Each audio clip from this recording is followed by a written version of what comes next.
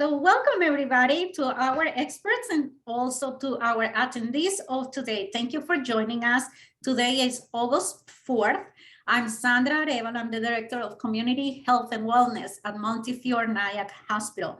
I'm so happy today because our experts are actually live at a farm right now. And I'm thinking here, why am I not there? It looks so nice over there. And I'm like here in these four walls, but so I'm a little jealous, I have to say, and I'm looking at everything that you have there, because today we're going to be talking about from farm to families. And basically what we want to say is to discuss food, the climate of meals, culture, religion, everything that has something to do with the food that we eat and how families can actually have a better experience eating better foods, healthier, together. But how to do that sometimes it's not easy. So people here that we have today who are the experts are going to be telling us what the barriers are, how to defeat those barriers, what we can do, and showing us, the freshest of food, I guess. So that's going to be great. So I'm going to ask you to please introduce yourselves and please tell us a little bit of where you are, because I love that location. Well, welcome. This is the Cropsey Farm. I am Sue Ferrari. I am the executive director here at the Cropsey Farm. I manage the Rockland Farm Alliance, and we take care of this whole property here. So thank you for having me. And you said where were we located? We are at 220 South Little Tour Road. We're right across from the Red Hill Nursery in New City. So not far from anywhere off the Palisades. Mm-hmm. Oh, and I'm Diane Darwood, and I'm from Child Care Resources of Rockland. Currently working with the New York State or Rockland County Department of Health to implement the Creating Healthy Schools and Communities grant, which focuses on nutrition and physical activity in the early childhood setting. So Very exciting. Thank you for joining us. And I'm Michelle Clement. I work for the Rockland County Department of Health for the past 20 years. I happen to be, as Sandra, a proud, happy, good eating registered dietitian. And I have to say, this community chat is really Michelle's idea. She prepared everything. I'm just helping co-facilitate today because she is the star today. She put it all together and everything. So I'm not going to take any credit for something I don't deserve. Michelle really thought it through. And this month just so happens to be children's, what did I say before? Now I'm like Eating Right Month. Kids Eat Right Month. So look at this. This is like the perfect topic at the perfect time. So let's start talking a little bit about the barriers that families face when eating healthy. We talk all the time about how we need to eat healthy, how families need to eat healthy, how our kids need to eat healthy. But there are a lot of barriers, obviously, because we are not doing it. So what are some of the barriers that you see, and how do you think we can, defeat those barriers? Oh, well, one of the barriers that I noticed, even in my own personal life, is not having enough time to like prep food and just have fresh food ready every day to give to your family. So one of the things that I do, and I know a lot of cultures and a lot of families do this, is they pick a day that they're doing a lot of preparation for their meals for the week and things like that. And I just also include freshly cut. I'll cut my carrots, I'll cut my sweet potato, my pineapple, my watermelon, anything that I want to have for the family for the week. I do that, all of that cutting and cleaning and preparation and storage all on one day. So like when my kids are going to the refrigerator, it's just right there, it's ready to go. And I've already spent the time to prepare it. It's not like I'm coming home from work and having to do all this chopping and preparing. It's not like the end of the day and I'm exhausted and now I have to do some preparation. So that is one way to get over a barrier of feeling like you don't have enough time to and offer fresh food every day. Mhm. Another thing that can be is parents themselves may be unfamiliar with taste and more of the appearance of healthier foods. Something that we really encourage is healthy modeling, and you'll hear me talk about that because children learn from their parents or caregivers. And if the parents and caregivers become a little bit more excited, they may, in turn, they'll learn about that. When a parent or caregiver says, ugh, lima beans. I mean, not everybody gets excited about lima beans. I do, but not everybody else does. But that way to get excited, or they're not even, like, this is called, am I correct, an ugly tomato? It could But- be, yeah. but- It's actually a sunset heirloom tomato, but Look at That that kind of delivery. It's all in your delivery and what you call things. Say that again one more time. it's a sunset heirloom tomato. So Sun, look, if you look Yeah, at the it's coloring beautiful. on it, it goes from green to yellow to red. So it has all sorts of beautiful rainbow colors. So we could call it a rainbow tomato, a sunset tomato, all sorts of different things instead of an ugly tomato. yeah, so that's where I look Yeah. at how produce, and that's when you can come here to a farm and see how produce is grown. Yeah. So just becoming more familiar, but also on how you reaction with children. Right. Being that role model and having that positive attitude. Don't yuck the yum. Mhm. Mhm. Okay. And the other one is, as you said, having it ready, also available for those preschoolers to Right. make sure, and putting it in a way to encourage trying new foods. This is something else, is trying, this is something I say is, let's try it. You don't have to like it, but you won't know until you try.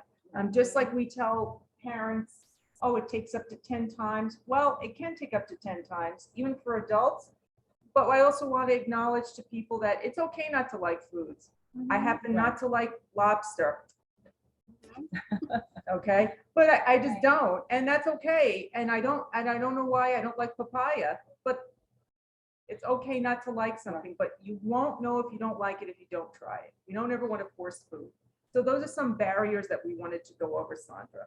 One of the things that we do at the farm when the children come to try some of our ugly tomatoes or different things that we have is that we'll actually cut it up and we'll have everybody taste it together.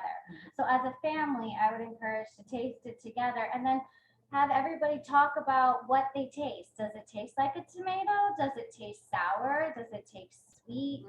What is it? Like, what are you getting from this? And then have more of a conversation about it. And it's actually sometimes really funny. Like I have 4 kids and one of my sons, every single time he tries anything, it tastes like a hot dog. So, we laugh about that, but then we get to start laughing about the things that we're trying. We're like, okay, AJ, now that it tastes like a hot dog, what else does it taste like? So it's so normal to get different things from your kids and you guys can laugh about it. And, Right. instead of it being like, oh, I don't like this, Or a stressful or situation. stressful, Yeah. you can put some humor into it as Yeah. well. And I think sometimes when you cut that barrier of uncomfortableness and you can laugh Mhm. about what you're doing, it just makes it a little bit more easier to try new things each And time. On that note, you can find out more about what your child is thinking about the food because Mhm. there could be consistency, the feel of Texture, the food, the texture of Yeah. the food in their Mhm. mouth. I know that was a thing for Sensory me issue. growing up. Trying shrimp, I didn't like the way shrimp felt when you bit into it. And if you have that conversation, that open conversation about, the foods that you're trying, you can find out a lot about what your child is experiencing as Yeah. they eat the food. And you can try the wins and you can figure out what the wins are. And Yes. then, it doesn't have to be called a loss. You can call it just an opportunity to maybe pivot in a different Right. direction Right. instead and say, okay, maybe we're not going to do shrimp. We'll try, I don't know, scallops, Yeah, or we'll yeah. try fish and see how you like that texture and then go from there. And then you get to have more opportunities of what you can do. And even with produce, I don't know if you grow okra here, but do. you grow okra here. do. Okay, so trying some different things such as okra Mhm. and just getting excited. I think when my son first tried strawberries from a farm, instead of the ones at the supermarket, he said, these taste like Italian ice, because that's the sensation of just fresh produce because it's right Mm. here. So instead of looking at barriers, let's look at opportunities. Yeah. So, Yeah, and I feel that also shapes play an important role. You were talking about texture and even color and shapes, right? If you Yeah. have a plate that is the same color, it's Yeah. kind of boring as opposed to having a plate that has many different colors. Or if you cut vegetables in different shapes, Yeah. it's a It's lot more visually exciting. attractive to kids than just the carrot, right? Absolutely. It's exciting to yes, see Susan. that. Yeah, so I don't know if you can see this, but one of the other activities that we do is we cut all of our stuff up and then That's perfect. we'll make it into different shapes. So we'll Mhm. start by making a butterfly, we'll make a dinosaur, and then we'll leave it to the kids to actually design their own thing. My one son likes to make a tree house out of the vegetables. I'm gonna try to and get the different things. butterfly. Fun to like try these different things that you can do, and you can use as many vegetables as you like. And then also I stretch to ask the kids, what other vegetables could we add to this to make it more colorful? What could we do to make it more exciting? Mhm. And it's interesting because then you're asking for their opinion, their input, and then they're more willing to try doing different things Yeah, as well. that's absolutely true. Now, something else that I usually say is, there is not a bad food, but a bad recipe. Really, because, personally, I never liked eggplant until I had pizza with eggplant. And I was like, Hmm. what is this? This tastes delicious. And it's the only way that I can eat eggplant in pizza. Right. But that happens. Like I Yeah. love spinach in smoothies, but don't give me cream of spinach because I will Yeah. not touch it. So it's always a way we can always find a way to make it taste better. Yeah. Beets is another one, Sandra. My husband says they're vile until he had the golden beets. And I didn't even stop him from eating it. It was in a salad, actually, and having it in another place that maybe it's not at your dinner table, but someplace else. And he said, I didn't say anything. And he said, what are these? And I'm not going to tell him it's beets, but I did. And he said, but he was raised on canned beets. So that's another thing is we take our childhood, sometimes what we've had as a parent, and we say, well, I never liked beets. Just like you said, I never liked eggplant. So we may not be cooking it at home. So these are some things, try something new. That was my goal for 2022. Mhm. Try something new. This is the summer and you can get that here at a farm, Mhm. any farm, or actually your supermarket, your farmer's Yeah. market. And getting kids to try something new is something they can do if you give them I'm just looking at this Food Network magazine, and the highlight is basil, and they talked about blueberries, but get them to look at some of these things. You want to try something different, they could pick out the recipe. Every recipe seems to have a picture. So just go back to your old cookbooks or. And kids love basil, absolutely love basil. This week at our summer camp, we're teaching the kids how to make basil. And it's actually going to be on our website this week, a basil recipe for kids. And the kids, it's been fun because some kids really like garlic, which is part of pesto. And some kids do not like it at all. And it's interesting because, some kids can't have nuts, but there are recipes where you don't have to put pine nuts in. Some kids don't like cheese. And it's been fun because each of the different groups, we have like 5 or 6 different groups that have come to make it. Each one has a little bit more of a taste. So when they taste it, they're like, oh, this is too garlicky, and this is too this, and this is too that. But you guys get to create that recipe for your family together. And then you decide, oh, this is our family recipe for pesto, or this is our family thing. And it's really fun. And you can use it as a dip. You can put it on pasta. You can put it on top of hummus. There's so many different Sandwiches, ways. I'm out of control with pesto. And you can freeze it too. So go ahead and make a ton and just put it in the freezer. It'll stay. You can have it in the winter then You too. can put it in ice cubes. You can. And then I pop them out in the wintertime when I'm making my Italian sauce. And look, you can put it in salsa. Yeah. Well, but this isn't a presentation on basil, but I think the 3 of us can keep going on talking about I basil. think we like it. I That's know. what we're I trying think- to say here. Yeah. Yeah. And talking about cheese, pasta, and vegetables, you just reminded me that if I cook cauliflower at home, nobody will eat it because of the smell. But what I do is that I shred it and I put it on top of pasta, salads, and everything. Everybody thinks it's cheese, let me tell you. And everybody eats the cauliflower that way. So I think that's a secret to starting to get your kids to eat Yeah. vegetables. If they're not into it, you sneak it in with mac and cheese, Yeah. butternut squash goes great. Yeah. You can throw peas in it. They might pick them out, but they're still there, so you get to see them. But there's a lot of other orange colored vegetables like Right. carrots or different things like that you can throw in and blend it in with your cheese sauce, and they'll never know. You'll never know. yeah. And it's about it. And what do you think will be the best way to prepare healthy meals, or how do we need to prepare to make healthy meals? Well, there's a few things. We have to consider what you have in your household. You don't have to have the fanciest items, but very really is, if you can get a good set of knives, just a chef's knife is important. One good chef's knife and a paring knife, a smaller knife. I didn't bring all my knives with me because there's kids here. I don't want.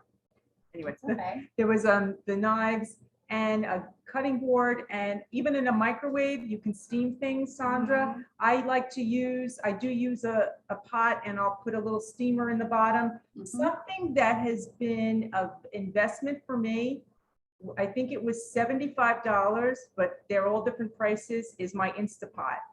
I'm out of control with that because that could saute, that could be a pressure cooker, that could be a slow cooker. It is just, if somebody said to me, what's something that you would recommend for every kitchen, is the Instapot, especially beets. I pressure cook them, and in 12 minutes, they're done. Dried beans in 12 minutes. But really, you don't have to have all these fancy gadgets. You do not have to be on the Food Network for that. Just some simple things. And really fresh produce, but frozen produce, it's already cleaned. It's a lot of times already picked through and cut and prepared. And if that's what you can get, especially at our farm, I'm sorry, not the farmers markets, I want to say our food pantries. Look, I do make the notion that not everybody has the means to go to supermarkets or things like that, but the food pantries, a lot of them do have the frozen produce. You put that in the microwave, what's your prep and what's your cleanup, and that's pretty easy to steam stuff in the microwave. So those are some of the things, but if you don't, simple steaming. Yeah. What you want to I add? would also add, for me, I'll go back to what you were saying, Diane, is planning. Like, I have 4 children and a very hungry husband. And for me, it comes down to planning. So every meal that I make, I am always making so much more so I can add it to my next meal. So my one son loves broccoli. It's his favorite thing in the whole world. So when I go and I make broccoli, I'm going to make a ton of broccoli that night. So then the next night I can maybe I'm just steaming it that night, and I'll add a little garlic and olive oil to it, which is great. And then and we'll have it as a side. And then the next night I'll make like a pesto pasta, and I'll throw that broccoli into it, but I've already made it. Right. So I don't have to do anything more except cook the pasta, throw in the pesto that we made as a family that I took out of the freezer, and it's a done deal dinner. Because it's stressful to make healthy meals when it's something new for you. Right. So you don't want to stress yourself out. An omelet, a scrambled egg with the Easy. broccoli, Yep. easy. And Easy. usually there's no complaints when I do that, No. but something else is the planning. If you Right. feel overwhelmed, just plan one meal, look recipe. Yeah. Diane? And going back to what Michelle said about the knives, teaching their children how to use those utensils properly, because my daughter, she's 10, and I don't buy orange juice from the store simply because I'm just not an orange juice person. It's too much sugar. In my head, it's too much sugar. So she literally will take oranges, cut them herself, because the knife works properly. It's not a knife she has to struggle with. She cuts them herself. She squeezes her own fresh squeezed orange juice. But having those things in there that we talk about, and you're teaching your children how to do things. My son, who's a teenager, he will take the prepped salmon from the refrigerator or the prepped chicken and saute it himself at the stove.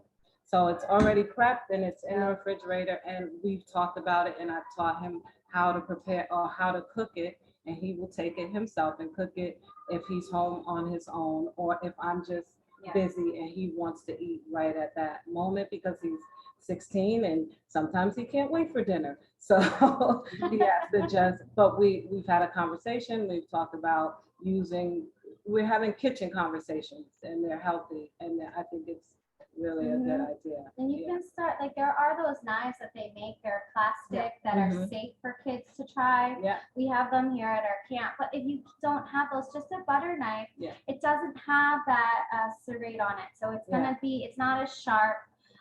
Kids can use it to cut soft vegetables like zucchini, mushrooms, children. tomatoes, oranges.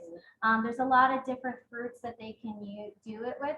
Now, obviously, you're not going to throw your 3-year-old with a butter knife without some supervision, Right. but you can start them young to start cutting some things. Like my daughter's almost 4, and she will not let anyone cut a zucchini except herself in the house, and it is wonderful to watch her see, but I'm standing right there with her. Right. So.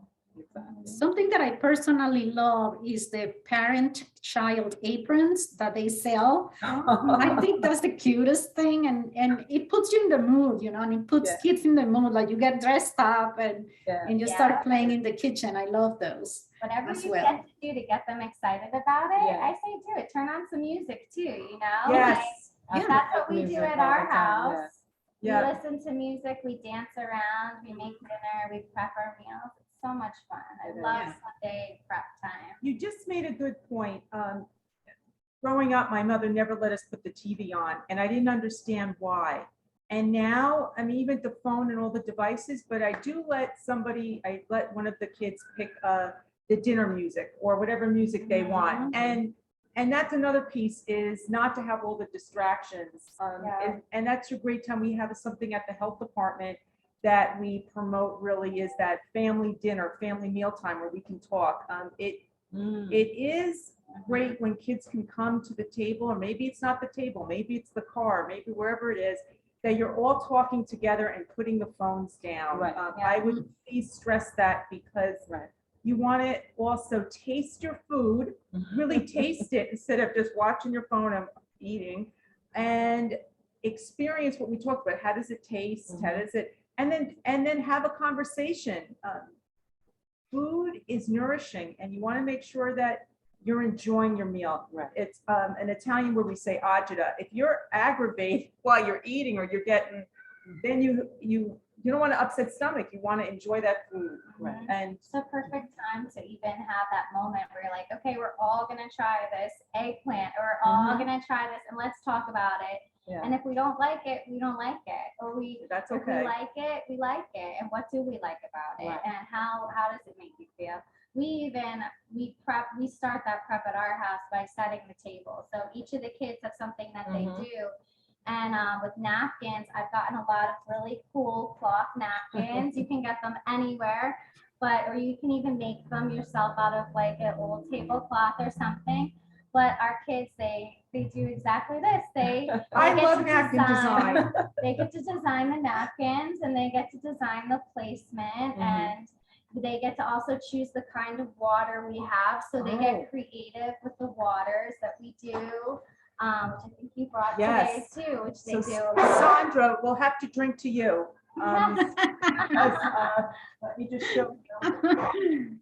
That's another thing that sometimes we think that, actually, Diane brought that up about that sometimes we don't enjoy water. Just plain water.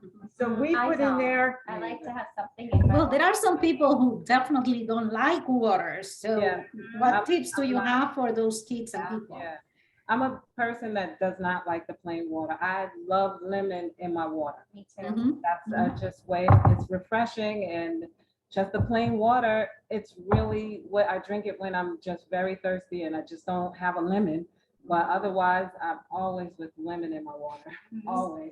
You So could do cucumber, Yeah. you could do herbs Yeah. like basil, you could do Yeah. mint, rosemary even is Yeah. a really good one, strawberries.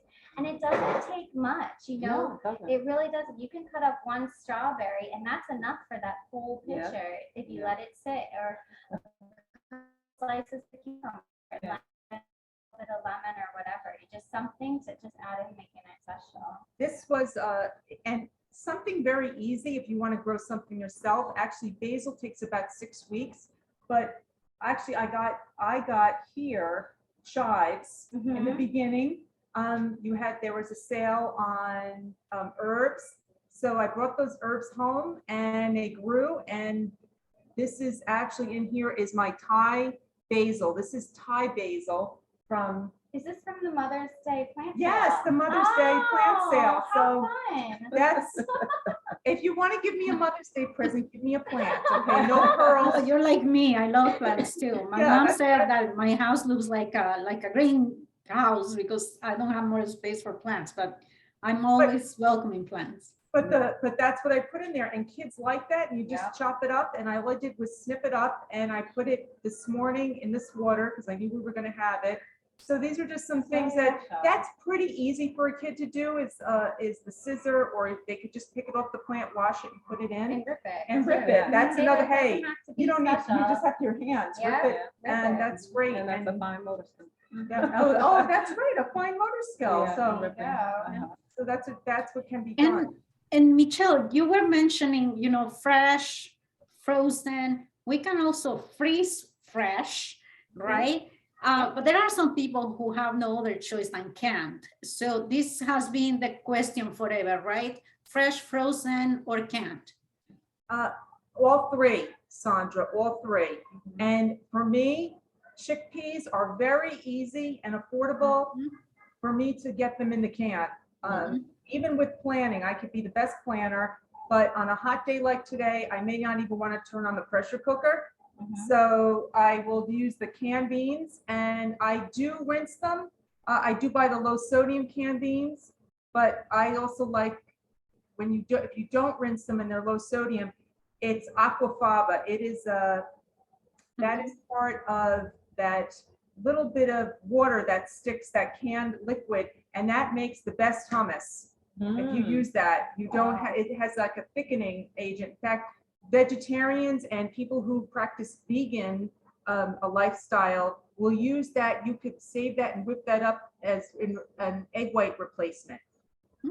So that is, some people, yes, the aquafaba, that's, and it's a good thickener in stews. So, but back to the other canned items, I love canned pineapple, because I never have a spot that's rotten in the canned pineapple. And I don't know, I grew up on that with my pizza. We would always do I use canned pineapple, so that one works. And another canned item or frozen item, actually Diane and I was talking about it, is the frozen mango. Oh, yeah. Sometimes I get a bad mango, and there's nothing, I get upset.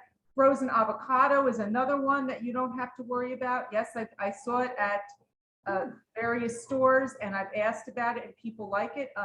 Diane Haltner is from Head Start. She's the Head Start nutritionist.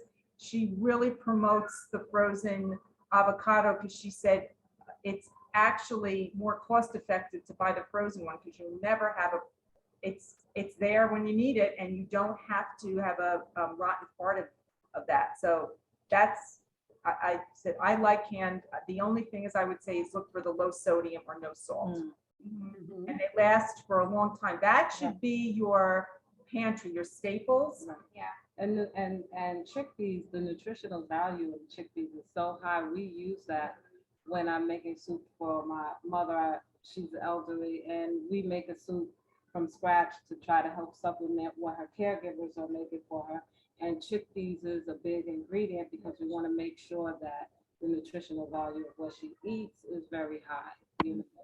So I definitely do the chickpeas. Yeah, the Canned. chickpeas and cannelloni beans, garbanzo chichitas, those are all great. But red beans, kidney beans, black beans.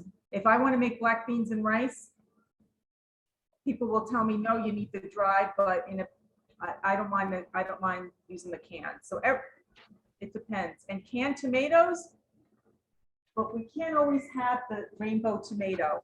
Okay, not sunset rainbow, but the canned tomatoes that's a staple. I use that a lot.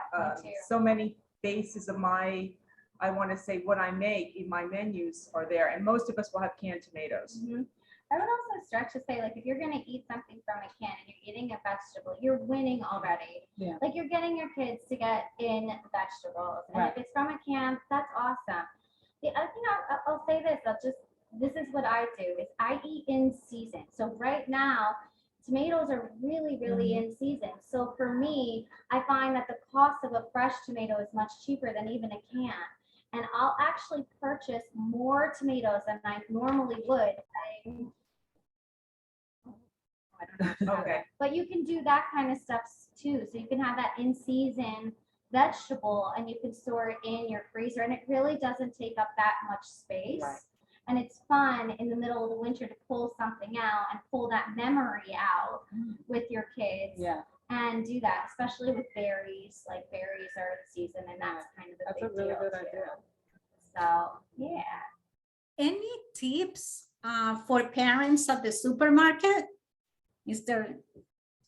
Oh, so one of the things that I do when I'm at the supermarket, and I saw this online one time, is shopping the perimeter, the produce and the frozen and the cold sections first. And I will dip into the main aisle just for, like, if I need a pasta or a rice or something. But like, there's potatoes, there's fresh baked bread and everything, and all of those seem to be around the perimeter. The meats, the yogurts, the eggs, the frozen, whatever you need, the cheese, they're all in the perimeter, and they're fresh. That's why they're being kept cold.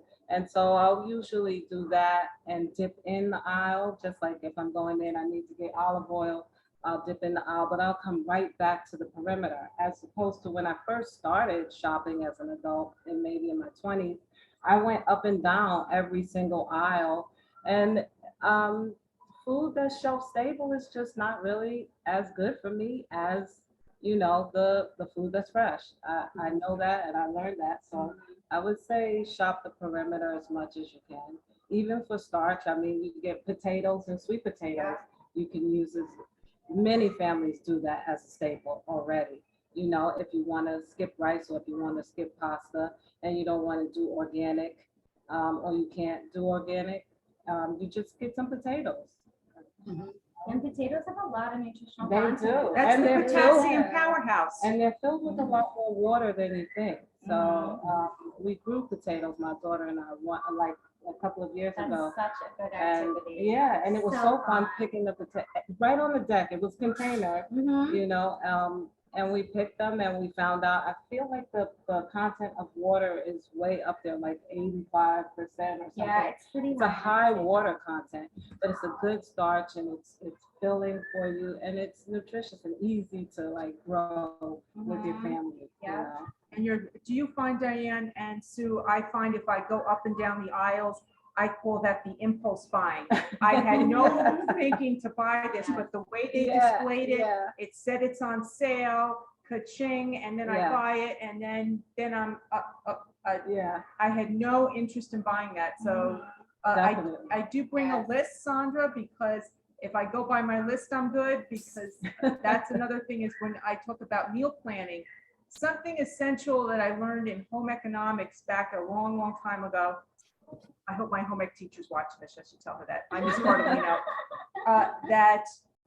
that you make the list and then you have it there and you really go with that list, because that impulse buying can be, then you have all these items that you had no intention of buying. And that's what racks up the price. And then they're home because if you pretzels, all these other things that you didn't think you were buying. Yeah. So keeping that in mind, because a supermarket's job is to sell you food. Yeah. Okay. So when they have those end caps, what we call that end of the aisle, where you have to go by, usually what's there are the high salt, high calorie things. So just keep in mind that now you know all the secrets. So those are some things, but teaching your kids and yourself to keep that in mind about having a list, so planning. And if it seems too, I want to say, just pick 1 or 2 meals that you're going to make to Yeah. plan. That's a good start. Start where you feel comfortable and make a good start. And if you're the person, like you, my brother has 4 boys. Yeah. So 4 boys, and he won't take them to the supermarket. So he does a lot of it online, and then he picks it up because he says then there's no impulse buying. He buys what he Yeah. needs, and he found that that's very good. So look, my son is an Instacart shopper. So everybody has and he said, look, then you don't have those impulse buys. Right. So Yeah. those are some options I would say. I do. And if you have to bring your kids to the store, if you have your list, say you have pasta, cereal, rice, or sauce or something like that, I allow my kids to pick out the shape of the pasta, and they have to be the one who looks for the shape of the pasta. So that's the one thing that they have to find, and they get to choose that shape of the pasta for the week. So that kind of gives them something A choice. to do and ownership over it, and it kind of diverts from all the other little things that they might toss in because they're searching for that one thing. But then I also allow them to pick out one vegetable for the week, so they get to choose like maybe one pasta or one cereal or something that's already on my list, and then they get to choose one vegetable. And it could be any vegetable that they want, within reason. It can't be like, something super expensive, but it can be something within reason that everyone might like. And then that's their vegetable, and we get to look up how we prepare it if I don't know how, because that happens too. Yeah. And then that's their ownership for the week. These So- are life skills, Susan. Yeah. You're gonna use, I mean, those are life skills. You're Yeah. teaching your kid life skills. Yeah, Because we all have to eat unless they come up with something else yeah, to feed us. We all have to eat, and it is not about eating out every night. No. We can't we can't. no. So It's these- sanity too, as a parent, because the more life skills you teach your kids, that's gonna keep them a little bit reined in when you Right. go to the grocery store, and they're gonna always want to get like all the crazy stuff anyway. But then it's gonna make your life easier in the long term. In the long term. So if Yeah. you're playing that long-term game and you kind of bring them into the mix, and your life becomes easier as you expose them to more things and more opportunities and give them more ownership. And have more over what they're- conversation. Yeah, you get to have those open conversations, which as a parent, that you're gonna need to have tough conversations at some point. Why not start with Right. food? And you'll probably have the conversation several times. We've Mhm. had a conversation with my daughter about sugar and my son about sugar and added sugar and high amounts of sugar and the impact it has on our health. We've had that conversation. So they will notice, like if they're feeling like a little bit stuffy or something like that, and Yeah. they will actually have the conversation like, wait a minute, was I eating fruit snacks or something yesterday? Like, yeah, you were. And the association with And how they're you paying feel attention after to how you they eat feel is huge. with all the added sugar, because that's the thing. And we're trying to pay attention to how much sugar we're adding to our lemonade, just because we know that added sugar, that high amount of sugar counteracts your health and your immune system. So speaking of, I want to show our logo here. So speaking of homemade lemonade, where I didn't make homemade lemonade. Okay, Diana, okay. I made a Thai basil with lemon. So I wish you could be here, but you're Me too. gonna all drink, and then we're gonna say, to try it, to cheers. Yeah. But this is something parents can do very easily with the help of their kids. So that's, Thank you. and then I forgot to say about canned, you have these beautiful squashes. I think the last time I came, you had patty Okay. pan squash. Yeah. And All right. that was people don't know how to make the patty pan, but now with the help of the internet, you could just find it. But it was just simple sauteing I did, Yeah. and I roasted it the second time. Mhm. So then I added it to pasta, but that's another piece that if you feel intimidated, you could always ask here. Mhm. And this is actually something that you eat. It's not just a beautiful squash pumpkin looking thing that you can decorate your house with in the fall. This is Mhm. something that you cut up in pieces, you roast, and you can mash it together and eat it almost like a mashed potato with a little bit of butter on it or olive oil or something like that. And it is absolutely delicious. It's sweeter than a regular pumpkin, and kids will love this. They'll love it in, mac and cheese, or they'll love it off to the side. It has a kind of a cheesy flavor to it too.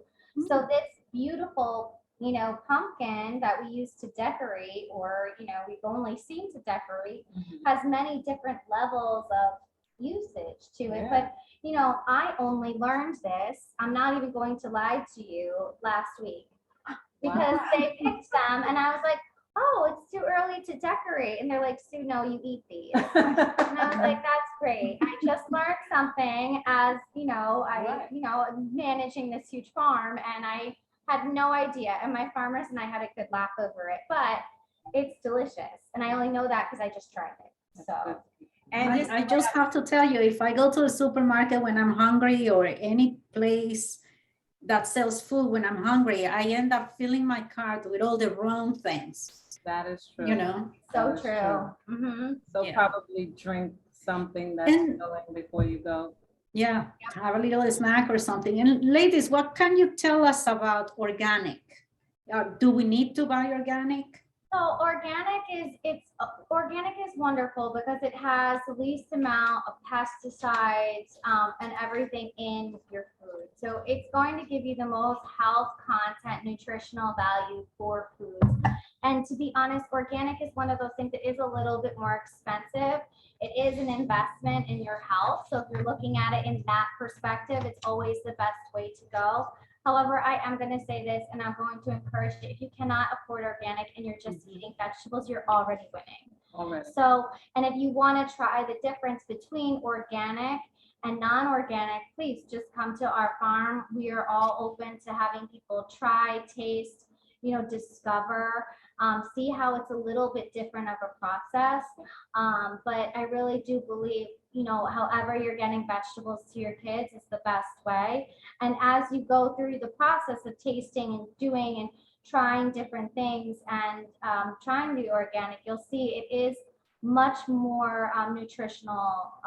It's nutritionally much better for you. But don't sit here and think that you need to today change your whole world and say that this is exactly what you need to do. Make it a slow step process.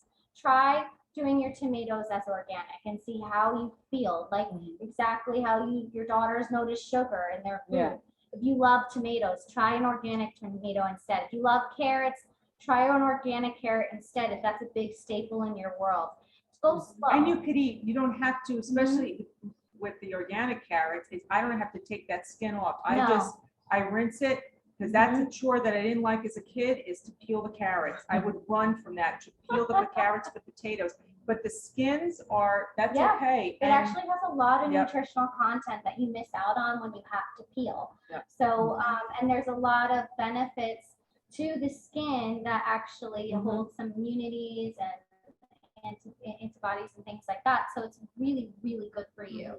So that nutritional content, again, is just so much greater. You're going to level up in so many different ways by going organic. And also consider, especially, is having your produce, if you can get it flash frozen, which is great because it's picked at the height of the season. I do tend to encourage anyone, not only kids, parents, elderly, whatever your age, 0 to 100.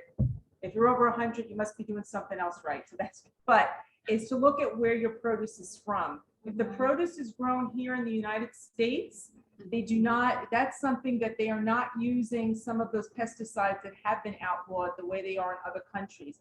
So please, Canada, Europe, and the United States, those are, just see country of origin. It should be on the back of the package.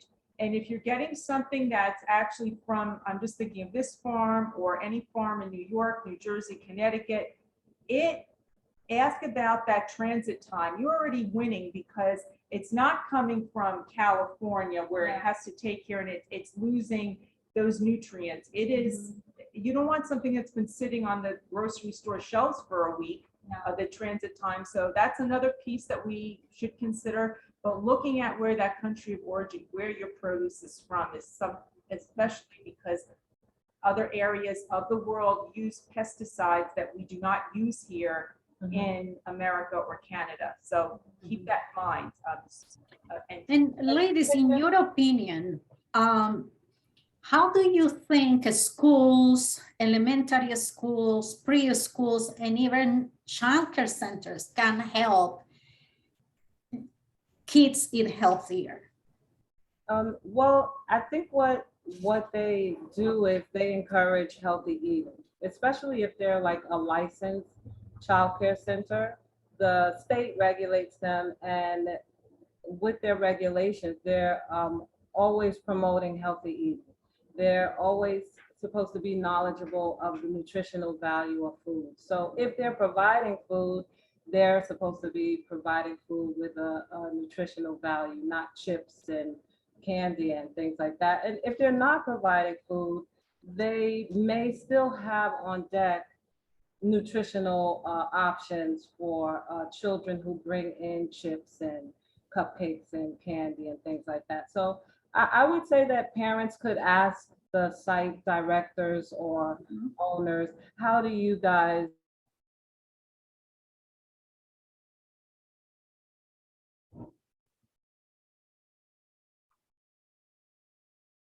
have a policy where we only drank water throughout the day. It was just a water day because we noticed that sometimes when parents would send, they would send soda and they would send juices, high sweet juices, or like water, sugar, water kind of thing.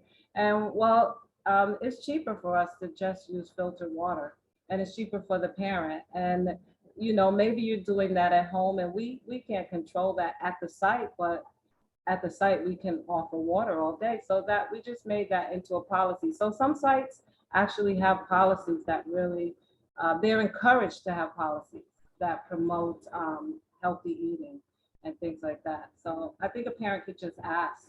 And parents could be on the wellness committees at their schools. Yeah. And ask, be that voice, think about this. Is this a brain food or is this a non-brain food? Right. I have a big investment here, my child, our children, myself. Yeah. I want to be, is this a brain food? Just looking Yeah. at a bottle of sugar sweetened beverages, there's no one who would say, oh yeah, this is a brain food. Right.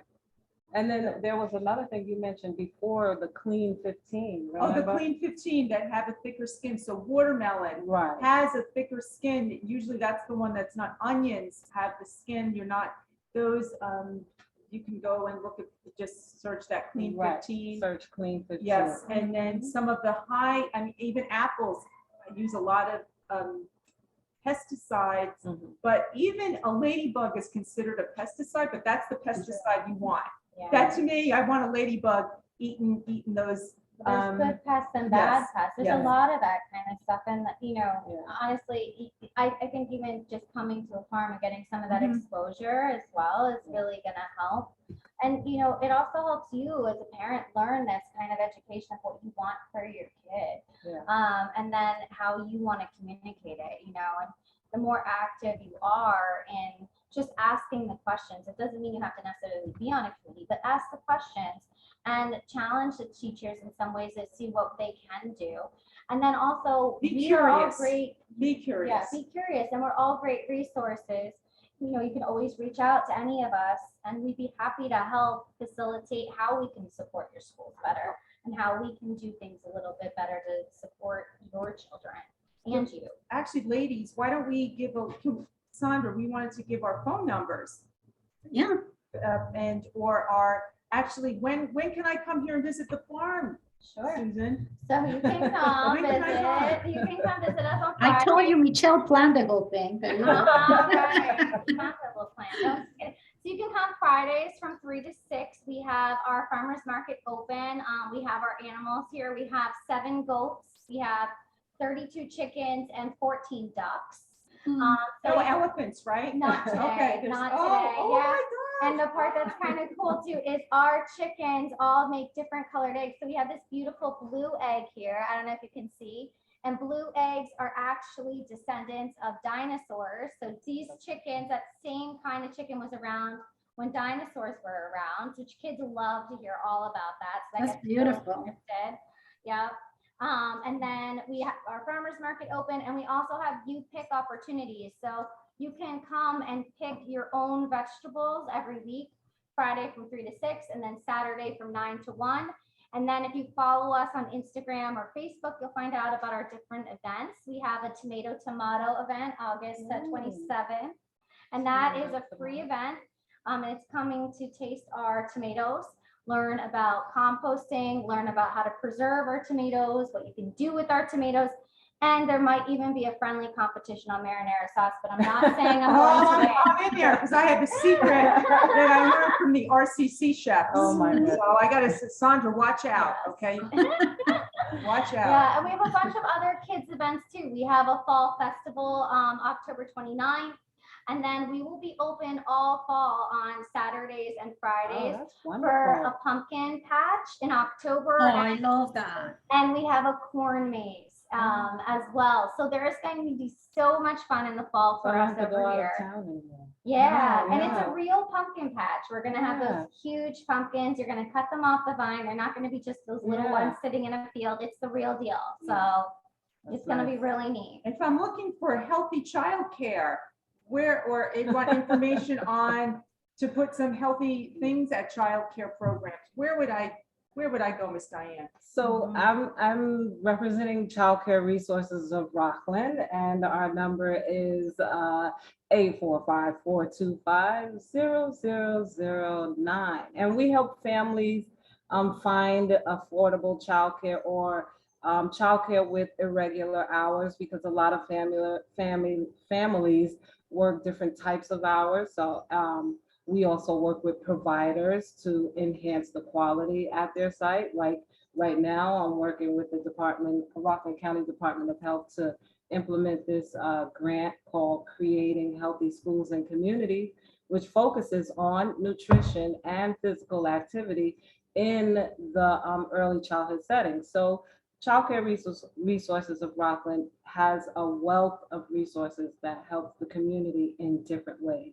from families to providers, from new providers that are just starting to learn how to open a center, to seasoned providers who have been there for many years and continue to need training for their staff. So that's what Child Care Resources of Rockland offers. Diane, repeat that number again. I want to write it here in the chat. for everybody. It's 845-425-0009. 0009 or 29? 0009. Perfect. Okay. And that sounds amazing what you're doing and the collaboration you're doing. So count on us for that as well. I don't know if you know, and our attendees know, we also have a nutrition program for moms. Actually, it's all in Spanish. Mamás Maravillosas. It's every Saturday.